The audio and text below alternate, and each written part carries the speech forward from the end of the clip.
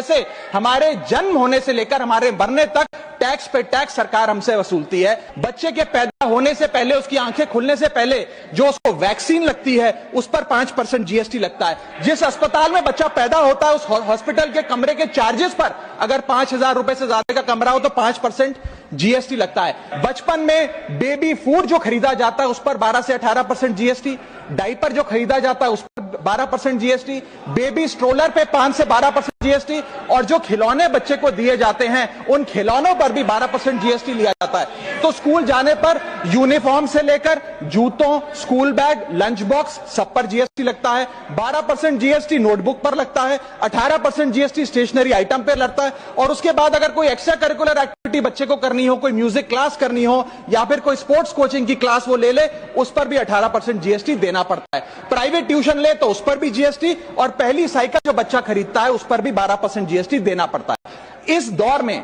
इंसान गाड़ी खरीदता है, घर बनाता है। जब गाड़ी खरीदता है तो जीएसटी देता है, रोड टैक्स भरता है, व्हीकल इंश्योरेंस पर जीएसटी भरता है, और जब गाड़ी लेकर शोरूम से निकलता है तो पेट्रोल डीजल पर वैट, सेस और एक्साइज ड्यूटी के नाम पर पैसा भरता है। जब सड़क पर गाड़ी चलाता है तो टोल टैक्स भरता है। और इस बीच शादी तो रह ही गई, फिर इंसान शादी करता है, इस बीच तो बैंक्वेट हॉल बुक करता है, उस बैंक्वेट हॉल की बुकिंग पे टैक्स भरता है। शामियाना, खाना, केटरिंग सर्विसेज लेता है, उस पर जीएसटी भरता है। ज्वेलरी खरीदता है, उस पर जीएसटी भरता है।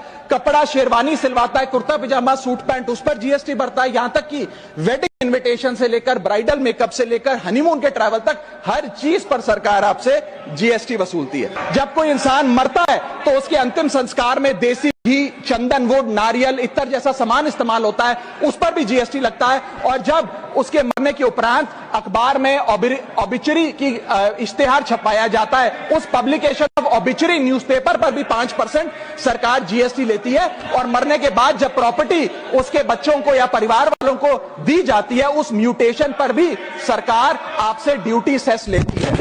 यह है life cycle of taxation model. लेकिन मैडम, सबसे जरूरी बात यह है कि इतना टैक्स देने के बाद सरकारें हमें देती क्या? कौन सी ऐसी हाई क्वालिटी सर्विस है जो फ्री ऑफ कॉस्ट जनता को दी जाती है? क्या हमें quality health care free of cost मिलता है? नहीं मिलता। क्या हमें वर्ल्ड क्लास एजुकेशन मिलती है? नहीं मिलती। क्या हमें फ्री वर्ल्ड क्लास ट्रांसपोर्टेशन मिलता है? नहीं मिलता। क्या हाई क्वालिटी रोड्स मिलती हैं? अगर अच्छी हैं तो टोल टैक्स भरना पड़ता है। क्या 24 घंटे 7 दिन बिजली आती है? नहीं आती। तो इतना सारा जो टैक्स सरकार इकट्ठा करती है उसका करती क्या है?